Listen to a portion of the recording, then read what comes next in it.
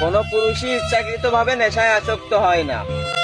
পুরনো কিছু কথা আর আপন মানুষদের দেওয়া ব্যথা ভোলার জন্যই নেশায় আসক্ত হয়।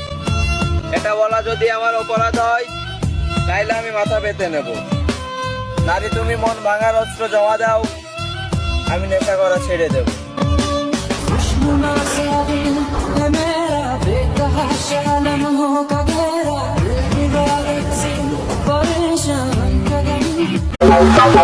আমারে দেখা ভদ্র মনে কইরো না, উপরে নীরবতা হলেও ভিতরে ভয়ঙ্কর পরিকল্পনা।